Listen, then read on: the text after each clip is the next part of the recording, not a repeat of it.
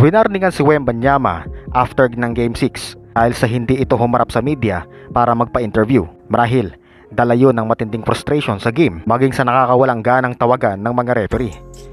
Hindi kasi naging patas ang mga ref dito, specifically sa mga obvious na fouls na hindi natatawagan, maging ang mga pagpapareview ng Spurs ay hindi malang in-entertain. Hindi mo masisisi si Wemby at tingin ko valid yung nagawa niya last time. Samantala, maagang bawi naman ang ginawa ni Wemby sa Game 6. 22 points with 4 triples, samahan pa ng 2 rebounds and 2 steals sa first half pa lamang ng bakbakan sa Game 6. Maganda man ang start ng Spurs ay lagi may sagot ang OKC, kaya sa unang dalawang quarter ay hindi naiwan ng Oklahoma dito. Nga lang, late in the second frame, flopper activated na naman itong si SGA na inakala niya makakaisa siya kay Carter Bryant sa box out. Trying to carry the flop narrative, but this is What, is this a flop really, people? Real?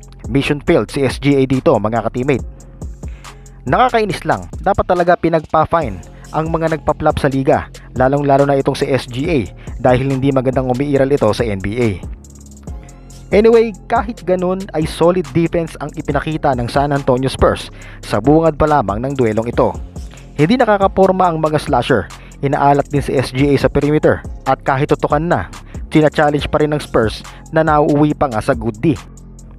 Pagpasok ng second half, iba ang punteriya ng OKC sa Spurs. Binibira ng OKC boys ang mga ulo ng Spurs. Ito naman pagsabay ni SGA kay Harper, ulo ang tinamaan at halatang kalahating sadya yun, mga ka-teammate. Si Castle din natamaan at si Cornet. Grabe. Dapat binababad sa detergent ang Thunder para mawala ang dumi. Ang pinakamatinding moment na napatayo ako ay yung pagkabutata ni Basel kay Holmgren na may pabaon pang spicy words. Here's the official. there's the block. James Williams, veteran official. Grabe, akala ni Holmgren si Wemby lang ang rim protector ng Spurs. Well, nagkakamali siya dyan. Kahit lumaro na nga para sa Oklahoma City Thunder, si J-Dub ay nagkalat lang ito ng etyas. Hindi naging produktibo si J-Dub dito na inaakala ng OKC na isa sa mga dudurog sa Spurs. May tatlong pangunahing dahilan kung bakit nanalo ang Spurs dito. Una, third quarter explosion. Pagpasok ng second half, binuhos ng Spurs ang matinding opensa nito. Gumawa sila ng 20-0 run, kung kaya tumobo sa 26 points ang kalamangan papasok ng fourth quarter. Na-outscore ng Spurs ang OKC na halos 7 minutes, walang score ang OKC late in the third frame. Pangalawa, Victor Wembanyama's bounce back. Pagkatapos ng masamang performance ng Game 5, kumasa si Wembanyama ng 28 points with 10 rebounds at 2 blocks. Game high with 22 points na agad sa first half pa lamang, 4 out of 9 sa 3-point territory. Speaking of 3-point territory, ay naging red hot nga ang Spurs sa 3-point line. 8 out of 14 sila sa 3 sa first quarter pa lamang with 57%. Nag-ambag dyan si Wembanyama, Champagnie, Basel, Harper at kahit si Keldon Johnson. Sana ang game plan na ginamit ng Spurs sa Game 6 ay ito rin ang gamitin nila sa Game 7. Pero same energy ng mga player at same confidence. Kayang-kaya talagang dominahin ng Silver and Black ang Oklahoma kahit maglaro pa si J-Dub para sa kanila. Well, sa adjustment naman ng San Antonio ay binago nito ang scheme. Maagang pag-double team kay SGA ang ginawa ng Spurs para ma-force ito na mag-kick out pass ng maaga. Walang secondary option ng Thunder dahil kahit yung papasahan ni SGA ay minamama din ng Spurs. Isa pa, malaking bagay kapag ang bench ng OKC ay maagang na shutdown.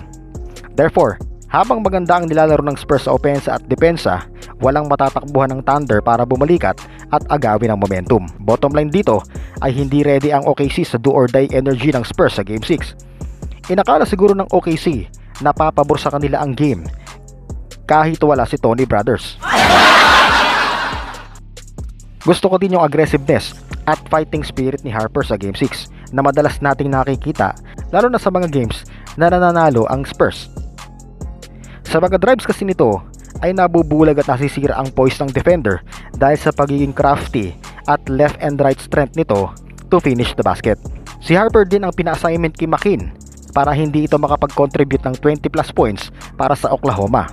Hindi man si Harper ang bida sa Game 6 ay solid contribution naman ang pinamalas nito.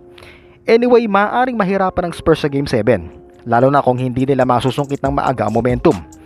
Kung isa-search natin ang winning percentage sa Game 7 ay mataas ang porsyento na OKC ang magwawagi. Unang dahilan, home court advantage mga ka-teammate. 2-1 sila sa series na ito at 34 wins at 7 losses naman nung regular season. Ito ang dapat i-check ng San Antonio sa Game 7 dahil maaari silang dalihin ng OKC sa home court advantage nito. Isa pa, yung bukang bibig ng mga analyst na experience. Oo, defending champ sila. Pero batay sa performance ng Spurs, noong naglaro sila sa Game 6, ay kayang-kaya silang yariin ng Spurs anuman ang level nila sa liga.